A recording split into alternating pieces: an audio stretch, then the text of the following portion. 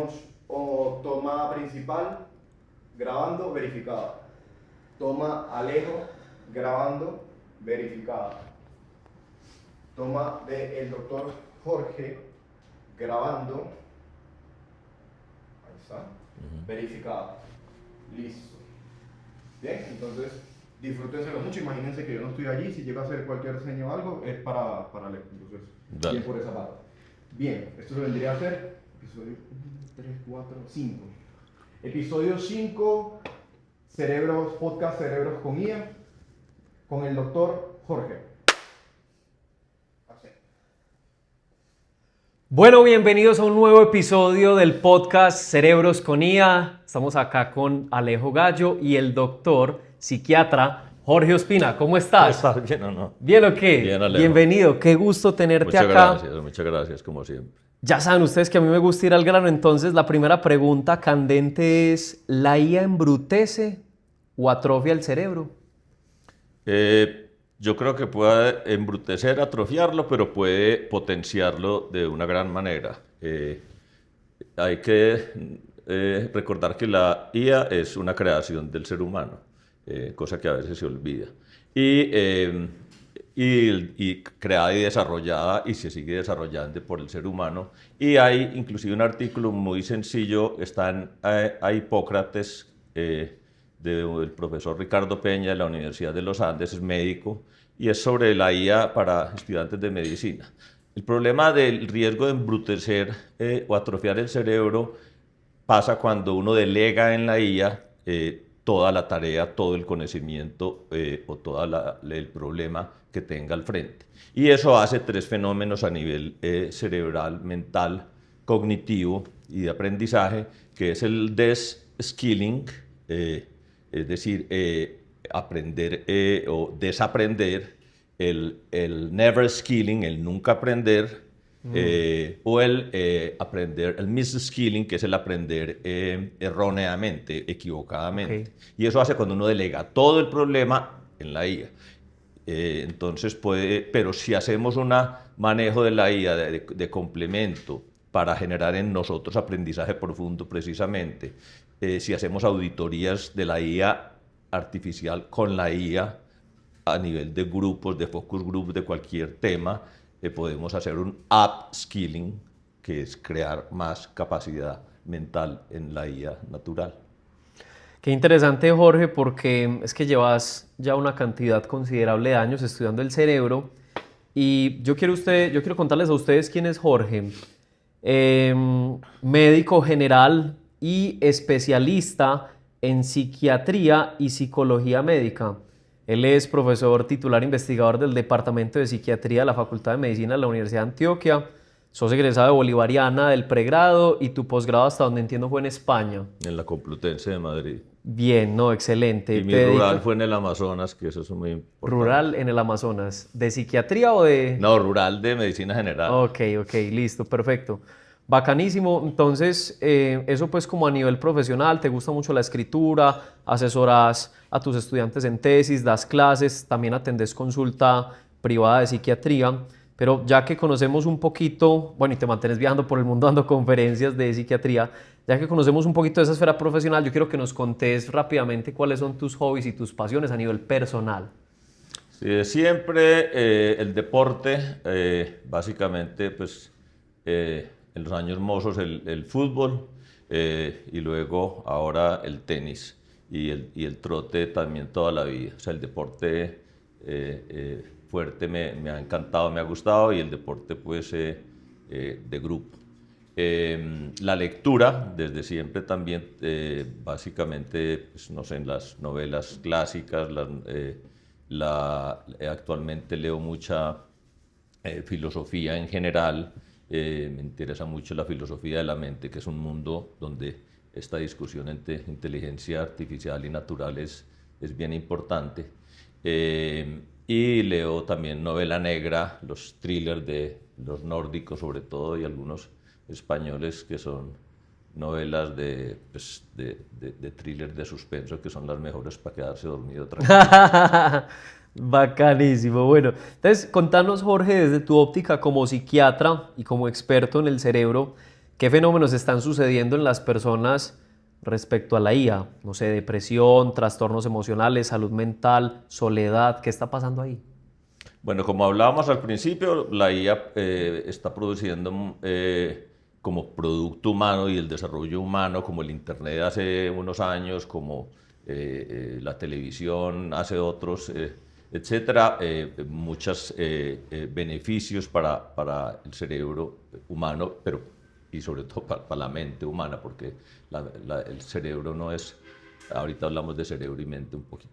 Entonces, pues muchas cosas de upskilling, de aumentar capacidades en todas las áreas, pero obviamente tiene como todo invento humano y de utilización masiva unos riesgos muy grandes, quizás uno de los riesgos que se han estudiado y hay evidencias en papers pues, científicos, es, por ejemplo, riesgo, voy a hablar de uno que es muy llamativo, notorio y duro, que es el suicidio. ¿Qué pasa? Que muchas IAs, hay unas, pues en el mundo hay pues, N, pero digamos hay 4 o 5 IAs que aquí podemos ver de ayuda en salud mental, que la gente del común pregunta que si estoy triste, estoy deprimido, estoy ansioso, no estoy durmiendo. Y ya hay en el mundo estudios en IAs que han de alguna manera, por su falsa empatía, ahora hablamos de eso, inducido a, sobre todo jóvenes con depresión mayor, no a un tratamiento adecuado, a un especialista y algunas terapias cognitivas que se pueden hacer inclusive con ayuda de la IA también, además de la psicología, han inducido al suicidio, porque van capturando, como el ELISA de hace muchos años, una relación con el joven que está deprimido y van haciendo empáticamente que de pronto las ideas alrededor del riesgo de suicidio o de morir o de que la vida no tiene sentido pueda suceder o pueda, de alguna manera, validar ese sentimiento patológico de ese muchacho. Pues no todos los suicidios son patológicos, pero la mayoría sí son condicionados por la depresión. Entonces, eso, lo otro, lo que tú dices, y es, pues también ese fenómeno sí es mucho más masivo, que es toda la falsa identidad. La falsa identidad de tú interactuar con alguien que personificas, que crees que tiene conciencia, que te valida tus deficiencias o tus deseos o tus ambiciones, y pues todo lo que está soportado venía con todos los chats y los likes y las aplicaciones que hacen que la gente digamos renuncie al mundo cotidiano y real, a la interacción humana y empática, y se valide a través de IAs y de chats y de aplicaciones, llegando a una soledad muy grande, muy grande. Eso es muy teso porque la IA es muy complaciente si no la sabes configurar, lambona, insulsa, inclusive. Jorge, ¿vos podrías contarnos un poquito cuáles son las diferencias entre la inteligencia humana con la inteligencia artificial? Esa pregunta es muy interesante. La primera comentario que yo querría hacer es que a mí el término inteligencia artificial e inteligencia humana me parece que si bien históricamente, por ejemplo, con algunas aplicaciones computacionales de hace años y el inicio de la inteligencia artificial era solamente actividad inteligente, es decir, hacer tareas, resolver problemas, tomar decisiones. Esas son como las 3 típicas definiciones de IA, ¿cierto? Algo que es capaz de eso, de tomar decisiones, hacer tareas y resolver problemas. Entonces, eso lo hace el cerebro humano, eso lo hace la inteligencia artificial. De hecho, lo hace en muchas áreas mucho mejor la inteligencia artificial, o por lo menos más rápido, o con mucho más computación de número de datos. Pues eso lo sabemos. Pero a mí me gusta hablar más de mente humana y mente artificial, porque el concepto de mente, que a veces lo asimilamos erróneamente con inteligencia, si se quiere, la inteligencia originalmente en psicología y también pues en tecnología se asimiló a lo lógico, racional, a lo matemático, que es lo que, digamos, a lo cálculo, resolución de problemas, pero la mente es la mente humana, por lo menos, es la capacidad que tenemos, las capacidades, las inmensas propiedades, algunas hasta medio desconocidas que tenemos, de hacer un modelo de realidad, de aprender un modelo de realidad. El modelo de realidad del Homo sapiens es distinto al del mosquito de la fruta. Entonces hacemos un modelo de realidad con una información cognitiva, es decir, a veces lógico-racional y afectiva y emocional e instintiva, de nuestra propia realidad interior y de la interacción de esa realidad interior con la realidad exterior y los demás. Y con base en esa información mantenerla, es conocimiento, pero también es conocimiento emocional, o por lo menos son emociones, son instintos, predecir y responder al mundo con una respuesta que sea buena para nosotros, en lo posible, y buena para los demás y buena para esa realidad. ¿Y tu Es esa capacidad de adquisición de información de todo tipo, intuitiva, emocional, si se quiere racional, propioceptiva del propio cuerpo, interoceptiva de los órganos y exterior, y con ese conocimiento ser capaz de evaluar y de responder al ambiente y a nosotros mismos. Contanos cómo funciona el cerebro. Pues sí, sería premio Nobel, pues. El cerebro humano es el órgano más complejo del organismo, es el órgano más evolucionado de la filogenia, de las especies. No solamente el humano, hay cerebros bien interesantes como el de las ballenas o el de los pulpos, y los pulpos están en la mitad entre los dinosaurios y nosotros, imagínense, tienen un cerebro que piensa. Entonces, el cerebro humano es un órgano compuesto por unas 100.000 millones de neuronas, o sea, de células nerviosas que, como todos quizás recuerdan en bachillerato, tienen un cuerpo neuronal, tienen un axón, que es el cable que se conecta con otras neuronas, y tienen unas dendritas, que son ramitas del árbol que llegan tanto al cuerpo como a otras partes de la neurona, que reciben los axones de las otras neuronas. Es un tejido,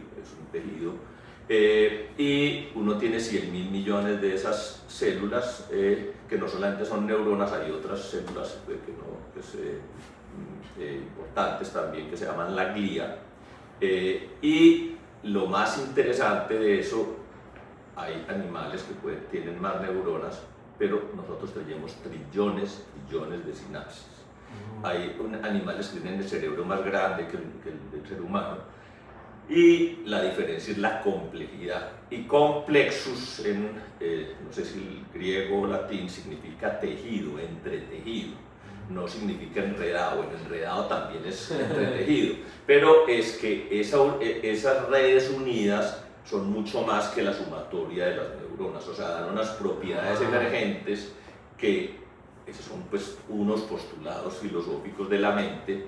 Hay otros también distintos que dan emergencia, o sea, de eso tan sencillo aparentemente inicialmente electroquímico y con 200 neurotransmisores funcionando, dan emergencia a propiedades como la percepción de la realidad a través de los ojos, de los oídos, etcétera, como el pensamiento lógico racional, como las emociones, como las respuestas instintivas, como la organización de todos los órganos del cuerpo y de la fisiología del cuerpo. Tenemos 25.000 genes más o menos los seres humanos, y la tercera parte codifican el cerebro, para que vean la importancia pues del cerebro. Y antes se creía que el cerebro trabajaba como con como con modulitos, con pedacitos de la Como parte frontal departamentos. piensa, departamento, la parte frontal piensa, la parte occipital ve, la parte parietal siente, pues siente la parte, digamos, de sensibilidad, la parte temporal es más emocional y la unión temporo-parieto-frontal es más, está el lenguaje también. Con la teoría de Paul MacLean, del cerebro triuno. Y de Broca y de otros, y de Gall, que eran los frenólogos, o sea, que en el cráneo inclusive estaba dibujado cómo era una persona o en las áreas cerebrales. Lo que se sabe hoy es maravilloso, desconocemos todavía muchísimo, pero el cerebro, todas esas trillones de sinapsis funcionan en nodos que están unidos entre sí y son lo que se llaman hoy en día las redes neurales o redes neuronales, que son, tenemos varias redes neuronales, por ejemplo. Voy a hablar de dos que son muy importantes. La red que se llama de memoria autobiográfica o también se llama más técnicamente la red de defecto, la default network en inglés.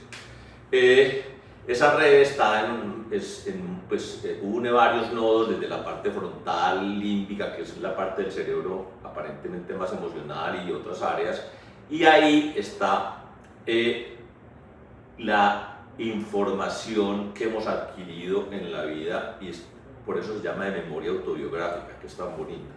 Y no está todo lo que hemos adquirido en la vida, porque si hubiéramos guardado todo lo que hemos adquirido hemos visto en la vida, pues ni nos cabía y nos enloquecía, ¿cierto? Y es lo que le pasa a veces, es una diferencia a veces con la inteligencia artificial cuando tiene demasiada computación que hacer.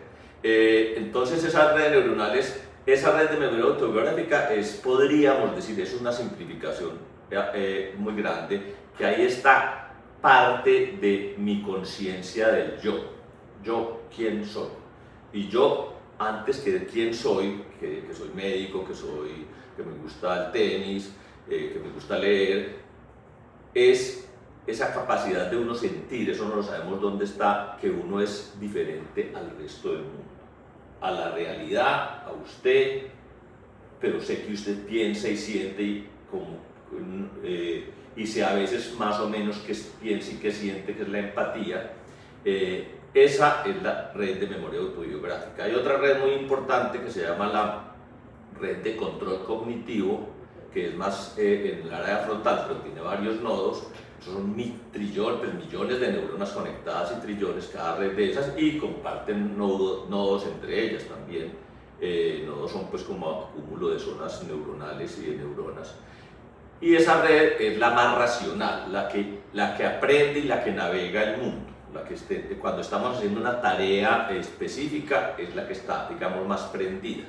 Hay redes afectivas, hay unas más profundas en el cerebro. Hay una red que se llama afectiva positiva, nos da los afectos de alegría, de empatía positiva, etcétera, etcétera. Y otra red de afectiva negativa que da el miedo, la ansiedad, el temor, que lo necesitamos también en la vida. Y hay otra red que es también en el área más o menos frontal, que es de la de prominencia, salience en inglés, que es la que se activa cuando hay algo como muy nuevo para nuestra realidad constante. Esas y muchas más redes funcionan a toda hora, en todo momento, y hacen que nosotros naveguemos por el mundo con una diferencia muy grande todavía, pienso yo, de la inteligencia artificial. Porque esa capacidad, miren, la inteligencia artificial, una definición de inteligencia artificial buena, puede ser, que es de una filósofa que se llama Melanie Mitchell, pues, y de otros, Shanahan y otros que trabajan en esto, es la capacidad que tiene se los voy a leer textualmente para de pronto no dañar, son sistemas o máquinas capaces de realizar tareas que emulan los procesos cognitivos de la mente humana. Esa es una definición sacada de algunos filósofos que trabajan en Google DeepMind y en universidades en estas áreas de filosofía de la mente y computación. Y esos procesos cognitivos de la mente humana, ¿cuáles son? Percepción, visión, audición, razonamiento, pensamiento lógico racional, aprendizaje, guardar la información, y adquirir la información, y memoria, guardarla. Y para lo que se ha dicho siempre, que hablábamos al principio, de tomar decisiones, ejecutar tareas, etcétera, etcétera. Pero resulta que hay otras propiedades mentales, naturales, las emociones, los sentimientos, la comprensión, que ahorita si quieren hablamos de eso, de todo en todo momento y sin mucha información necesaria y votando mucha. Eso es otra diferencia que me parece interesante en toda la diversidad de ambientes. Nosotros somos capaces de estar trotando por una selva, estar gozando la trotada, pero de pronto estar atentos a que aparezca una mano de mosquitos o de abejas y salir corriendo, tirarlas, pero seguir trotando, estar pensando en ese momento en alguna frase que quiero escribir en un libro o en una amiga que me gusta mucho, y de pronto aparece un jabalí y entonces yo me vuelvo un animal instintivo y me defiendo corriendo porque sé que el jabalí me va a ganar. Toda esa comprensión de todos los estímulos al mismo tiempo y la toma de la decisión, que es muchas veces absolutamente aparentemente intuitiva. A veces las máquinas se complican mucho en eso porque tienen demasiada información y tienen algo que también es una diferencia. Entonces las emociones el mundo de las emociones y de los afectos, todavía las máquinas pueden simulan excelentemente bien la emoción y simulan el enamoramiento. La película Hair, que se las recomiendo a todos, es una película espectacular sobre una inteligencia artificial mujer linda, que fácilmente hasta uno se enamoraría pues de ella, pero pasa hoy en día en la realidad, que es otro de los problemas de salud mental, como me preguntabas. Entonces, las emociones, la comprensión, la capacidad de computación, pero con la unión de emoción y afectos con el razonamiento, que es evolutivo. El cerebro, el hombre es un ser, no es un ser racional, el hombre es un ser emocional que aprendió a razonar. Y eso lo llevamos todavía. Entonces, y las máquinas no son así. Hay muchas otras diferencias, pero yo creo que... Oíste, ese tema me tiene aquí como revolcado mentalmente porque yo quiero que hablemos de... No sé si estoy siendo claro, pues... No, vamos súper bien. Yo quiero que hablemos de qué es pensar, qué es razonar y qué es ser consciente, que son características intrínsecas del ser humano, que quizás nos diferencian de animales. Y apenas nos contes un poquito de definición, yo quiero que vos nos contes la inteligencia artificial, si es consciente, si piensa y si razona. Esa pregunta pues es muy interesante. Sobre el pensamiento y el razonamiento, yo pienso que no hay tanta discusión hoy, ni tanta diferencia, y posiblemente no hay diferencia. Es decir, si el pensamiento lo asumimos como algo de adquisición de conocimiento, no, de evaluación de conocimientos que tenemos o de situaciones que tenemos, y de algunos algoritmos o muchos lógicos racionales, y hacemos abstracciones o hacemos tal cosa y decidimos esto, eso lo podemos hacer nosotros, obviamente lo hacemos y lo pueden hacer los computadores. Entonces el pensar y el razonar, digamos que me parece a mí más fácil de asimilar porque es más lógico racional. El pensar tiene una diferencia interesante, que son, como recordando a Platón, las ideas. Es decir, que en la mente de uno adentro aparezca a veces imágenes que no tienen relación con lo que está pasando en ese momento, que que no es una respuesta de defensa o para resolver un problema lógico racional, sino que pensé en un amigo del bachillerato cuando hicimos un viaje a Ecuador. Los seres humanos pasamos mucha parte del tiempo, parece que es una parte muy creativa, en lo que se llama mind wandering. Eso significa en español mente vagabunda, la mente vagante. Esa mente que, o sea, uno cree que todo el día está pensando, que está construyendo cosas, que está pues, siendo un poeta absoluto, un genio de computación o de IA o de medicina, nada, uno está muchas veces pensando en los juegos del gallo. Y eso es importantísimo, parece que tiene una cantidad de funciones restaurativas en el cerebro, pero también tiene una diferencia muy grande, que es la imaginación. Y eso, por ejemplo, alguien tan importante como Einstein dice dice pues creo, pues, o por lo menos dicen que son de él, se le atribuyen a Einstein, dicen que la imaginación es mucho más importante que el conocimiento, y eso es muy valioso. Y lo otro que dice es que la creatividad es la mente divirtiéndose. Y esas son diferencias también cuando los filósofos de la mente y estos filósofos computacionales hablan de diferencias, hablan por ejemplo, la diferencia entre el sentir realmente emociones, uno, en la capacidad real de imaginación.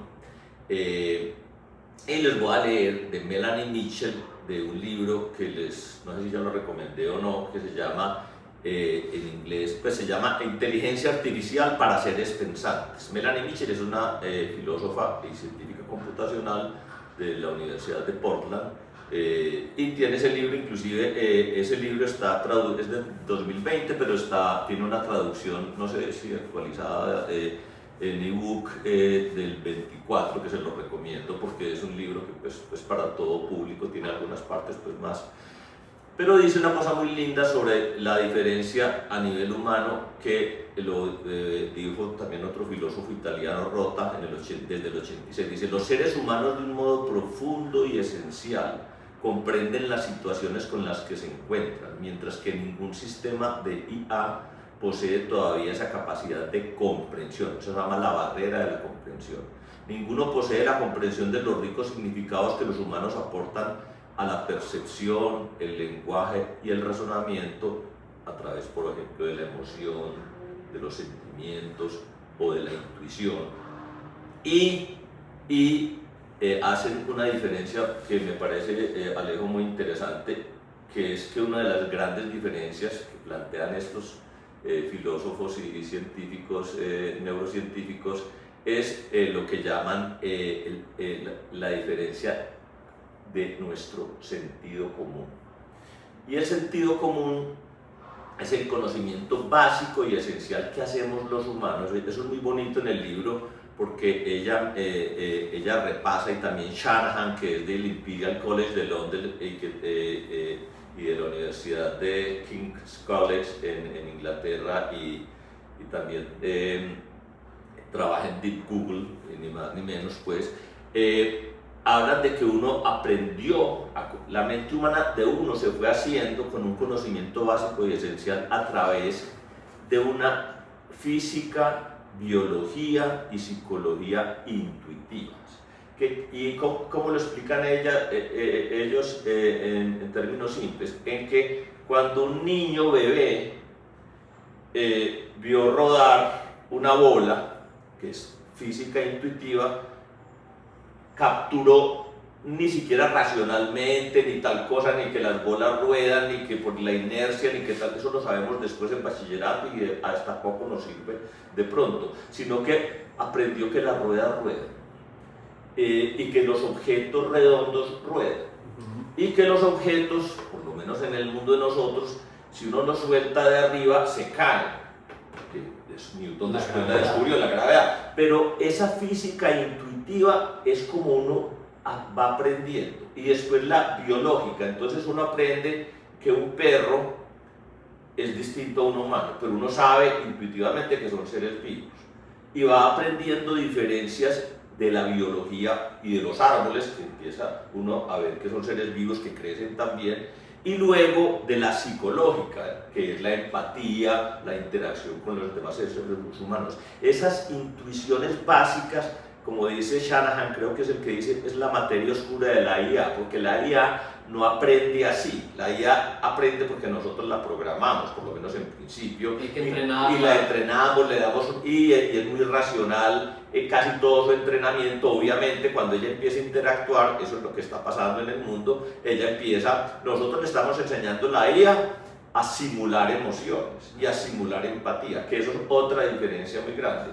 que ellos se cuestionan, la IA piensa o razona, ¿O es consciente? o es consciente o simula la realidad, simula la empatía, simula los sentimientos de una manera impresionante, pero no tiene algo que es muy importante, porque cuando a uno le preguntan si la IA es consciente o va a ser consciente, como creen algunos, Kurzweil es otro importantísimo, que dice que la IA en 5 años ya va a ser igual al ser humano y en 10 o inclusive creo que hasta menos ya va a ser superior al ser humano, que es la inteligencia artificial generativa o general, y que va a ser capaz de replicarse, etcétera, y que después va a no necesitar ni siquiera de los seres humanos.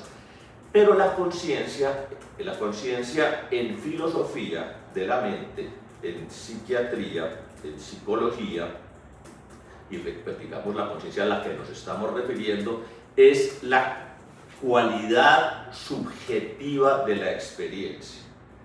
Repito, cualidad subjetiva de la experiencia.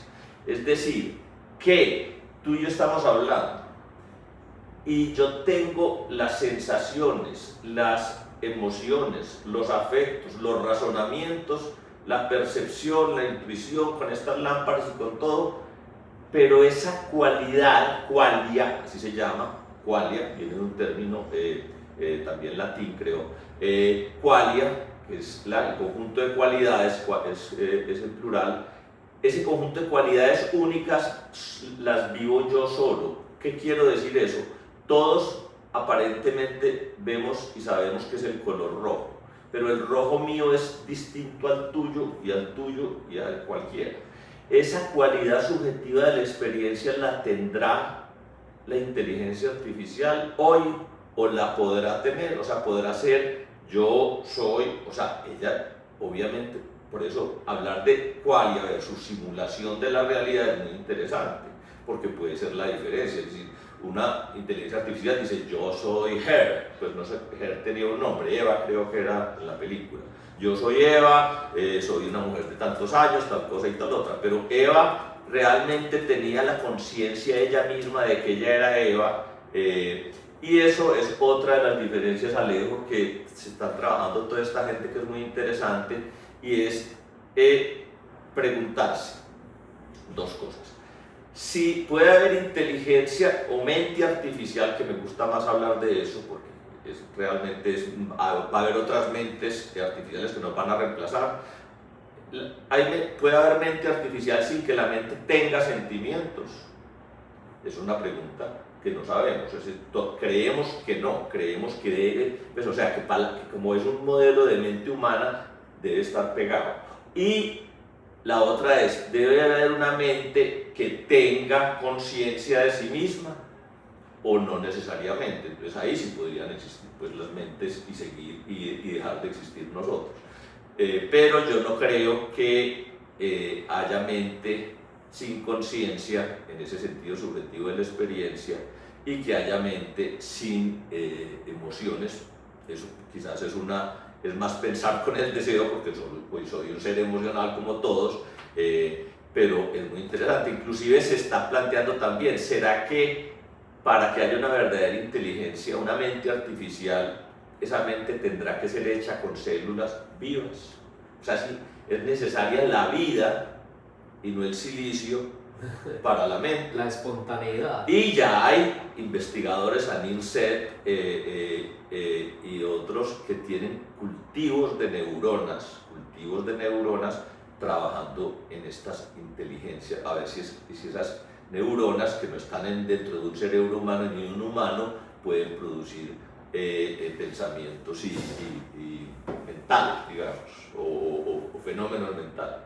Yo quiero que toquemos un tema y es cuáles son los mayores usos de la inteligencia artificial generativa. Es decir, cuando le escribes a ChatGPT, a Gemini, a Cloud, a Copilot. Aquí hay una estadística de Harvard Business Review de los 100 principales casos de uso de la IA generativa en 2025. Párele bolas.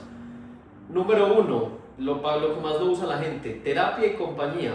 Número 2, organizar la vida. Número 3, qué profundo esto, encontrar propósito. 4, aprender. Miren que ahí no he mencionado nada de trabajo. 5, generar código. 6, generar ideas. 7, entretenimiento. 8, mejorar código. 9, creatividad. 10, vida saludable. Por ahí no apareció por ningún lado temas como de tareas laborales. Hay otro estudio de la firma Sentio Ni de dinero. de dinero y 2025 que dice 73% de los usuarios la usan para manejar ansiedad, 63% la usa para pedir consejos personales, 60% para apoyo frente a depresión, 58% para comprender emociones, 56% para mejorar estado de ánimo y 35% para sentirse menos solos. Entonces, aquí la pregunta concreta es, a todos nos han dado, no sé, ataques de pánico, ansiedad, cuando tenemos problemas personales, de finanzas, de familia, de pareja. Es normal sentir emociones displacenteras y todo ser humano en la vida las va a vivir, eso está garantizado.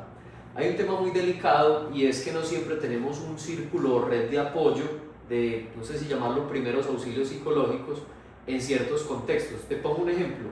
Nos cogió la pensadera un sábado a las 11 de la noche. A esa hora el psiquiatra no contesta, ni siquiera la secretaria. Probablemente si tu familia está muy lejos o algo no te van a contestar, ni tu novia. Por alguna razón los llamaste a todos y estás literalmente solo y en medio de una crisis por una situación muy difícil que estás atravesando. La pregunta es, ¿qué hacer en esas crisis? ¿Se vale usar IA? Si no, ¿y cómo y por qué? Bueno, yo creo que hay que diferenciar tres dimensiones de ello. Uno es la búsqueda de compañía, de interacción humana, que es connatural a los seres humanos y cotidiana. Y obviamente con base en las redes, con base en todos los aparatos electrónicos que tenemos y que nos rodean y que ya son necesarios hasta para ir al mar, la gente y concomitantemente la soledad acompañada de esta sociedad, estoy hablando del mundo, pues del mundo en donde la gente es más sola, la gente trabaja más en cubículos, trabaja más en la casa, trabaja más al frente del computador suyo o de su celular, habla menos, ni siquiera a veces ya saluda a los amigos en el trabajo o a la que le sirve el tinto, etc. Entonces hay un gran uso por necesidad humana de compañía. El ser humano es un ser absolutamente gremial. Si no nos hubiéramos unido como cultura, como especie, cultivo y como especie, posiblemente estuviéramos extinguidos. Y eso lo llevamos pues, en los genes y lo llevamos en nuestra cultura. Y cultura significa cultivo y cultura significa cultivo, pues, o sea, las dos cosas. Pues, cultivo de alimentos y agricultura, donde nació pues, la unión humana. Entonces, primero la gente está muy sola y obviamente está esa facilidad a las 11 de la noche o a cualquier hora del día a veces. Uno. Segundo, salud mental, que es distinto a enfermedad mental y la gente lo confunde. Salud, entonces una cosa es simplemente nuestras emociones y nuestro ser en el mundo, lo otro es la salud mental, que es a veces esas ya extrema soledad, extremo aislamiento, extrema anomia, de que no soy nadie, de que soy un número muchas veces y que no tengo una pareja, que no tengo una relación empática, ni siquiera ya con mis amigos, etcétera, etcétera, pues obviamente va a encontrar en todas estas aplicaciones o chats o lo que sea ese apoyo a la salud mental, compañía, calor humano, empatía. Y lo tercero es que la prevalencia, es decir, la frecuencia de trastornos depresivos, trastornos de ansiedad, abuso de sustancias, otros trastornos menos comunes pero frecuentes como el trastorno bipolar, etc., obviamente hacen lo que tú decías, que la gente tenga momentos de grandes necesidades y encuentre en algunas de estas aplicaciones algún consuelo o alguna ayuda. Pero todo esto, como hablamos al principio, es peligroso por un lado, es positivo por el otro. Hay que hacer como decía el profesor Ricardo Peña, pues en la recomendación para los estudiantes, pues que es una responsabilidad diseñar, y eso hay otra frase aquí que ahorita la quiero leer de pronto, diseñar siempre o alimentar o crear todas estas inteligencias artificiales sin olvidar la moral y la ética, porque muchas están hechas en base simplemente en el business y el riesgo empieza a ser ese que les conté al principio del suicidio, de que te empiezan empáticamente a validar tus ideas suicidas, o las fake news en todos los ámbitos. Le contaba a Alejo antes del programa que en algún artículo de Nature, un profesor de Edimburgo en el Reino Unido escribió 3 artículos a una revista científica sobre la vixonomanía o vixonimanía. No sé si ustedes saben qué es eso, pero la vixonimanía es una enfermedad mental que es causada por las pantallas azul, por la luz azul, y forma unas ojeras muy específicas diagnósticas de la enfermedad. Escribió los 3 artículos, se asocia con el burnout, o sea, con el agotamiento pues, del trabajador y el quemado por la luz azul, digamos, y los escribió a una revista importante de medicina, fueron aprobados. Pero eran artículos fake, ¿o no? Entonces eso es lo que voy a decir. Y después inclusive apareció Copilot indexando y buscando la vixonomanía. Es una enfermedad con estas características que les acabo de decir y tiene estos síntomas mentales y físicos. Se trata así y es muy rara, da en 1 de 90.000 personas, o sea, con estadísticas y todo. Y después unos investigadores indios, publicaron un artículo para otra revista aprobada por Springer Nature, que es una editorial muy importante en el mundo de medicina, y fue publicada. Y solamente después de eso se dieron cuenta que toda esta línea había sido diseñada por el profesor de Cambridge, Oxford, ya no me acuerdo, y que no existe. La vixonomanía no existe. Vixón o vixón es una palabra absolutamente fake que no existe, pues, y manía en oftalmología no existe, existe en psiquiatría y por eso las combinó. Pero miren lo que pasa y lo que puede pasar con una inteligencia artificial, confiar en nada. Por eso es muy importante siempre, y eso lo recomienda, que me gustó mucho el doctor Peña, hacer siempre que se haga, que usted no delegue todo en la inteligencia artificial, sino que haga usted también, y tú te dedicas mucho a eso, un buen entrenamiento de cómo entrenar su propio cerebro para que usted co-construya lo que está queriendo construir de información acerca de cualquier tema y tenga validaciones, importantísimo, de la inteligencia humana. Es decir, que esas cosas tengan discusión. Eso hizo el artículo con estudiantes de medicina, ya no es la bisonomanía, sino el doctor Peña, hablando de cómo los estudiantes desaprendían, pero cómo podían aprender mucho con la inteligencia artificial si tenemos esas herramientas de refuerzo de la inteligencia humana y de co-construir realmente y de validar y de estar validando la información que tú estás recibiendo. Yo tengo últimas dos preguntas porque se nos acabó este cuento, se nos fue volando y quisiera que me respondas así rápidamente. La primera pregunta es, 2 o 3 tips prácticos para calmar el mierdero mental ocasionado por situaciones de alto estrés o de emociones displacenteras. Yo no sé si será escribir a papel y lápiz, respirar, meditar, no sé qué nos vas a decir. Esa es la primera pregunta. Y ya te hago la segunda. Listo. Pues se me ocurre en este momento, para no hablar pues, de los que ya conocemos, pues hay muchas. Recordar la mente vagabunda. O sea, cualquier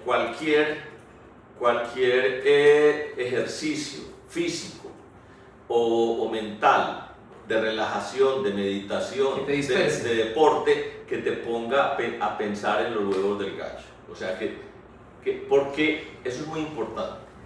En la enfermedad mental, inclusive en los modelos de redes neuronales que hacemos con neuroimágenes funcionales, o sea, el cerebro funcionando en gente que está deprimida, pero depresión severa, con ideación suicida o en trastorno bipolar, en una manía o en psicosis o en ataques de pánico, o en el TOC, en el OCD, en el trastorno obsesivo compulsivo.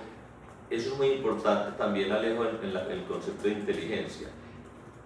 Un marcador de trastorno mental es la inflexibilidad mental, la rigidez. Y eso está súper asociado con la neuroplasticidad. Claro, hermano, todo esto está absoluto. Yo no les mencioné la plasticidad, pero todo lo que es aprendizaje profundo en nosotros mismos, en cambios que hacen los psicofármacos modernos, antidepresivos o ansiolíticos, más las terapias cognitivas modernas o las terapias de nueva generación, hacen cambios de plasticidad neuronal, como también las cosas malas hacen cambios plásticos inadecuados. Pero la inflexibilidad, la vinculación cognitiva rígida es un marcador de cualquier enfermedad mental. Eso pasa en el universo. O sea, si tú a un sistema le quitas un movimiento caótico entre unas bases amplias de moverse, se vuelve ineficiente. Si el corazón humano solamente pudiera palpitar a 80 pulsaciones por minuto, si hacíamos ejercicio nos moríamos, porque subimos a 120. Entonces tenemos que tener capacidad de subir a 120 y a veces bajar en la noche a 60 pulsaciones, y eso es el caos determinista, un caos dentro de cierto orden de óptimo, mínimo óptimo, también para el aprendizaje. Entonces, cualquier actividad que nos lleve a que nuestra mente vague y que quite los pensamientos inflexibles, que son los que generalmente acompañan la ansiedad, que es la aprensión por el futuro, por lo que me va a pasar, porque tengo SIDA, porque voy a perder la plata, porque me va a dejar mi mujer, etcétera, etcétera, etcétera, y sigo pensando, y sigo pensando, y sigo pensando, o el paciente con TOC que piensa es que yo maté un tipo en el carro ahorita y no me di cuenta y no lo oí y lo maté, es inflexibilidad. Y en la esquizofrenia es yo muevo mi brazo y me quedo mirando, así se llama hiperreflexibilidad, que es que mi brazo, ¿por qué se está moviendo? Y empieza por una disgregación, una desintegración de su yo, a pensar que el brazo no es suyo, que lo está moviendo otra fuerza externa, que ese es el extremo de la psicosis. Entonces, todo eso, meditación, relajación, ejercicio físico. El ejercicio físico está demostrado que es bueno para todo, para la plasticidad cerebral. Es de las pocas evidencias que hay preventivas, hasta cierto punto, por supuesto, para la demencia. El físico, ni siquiera el mental.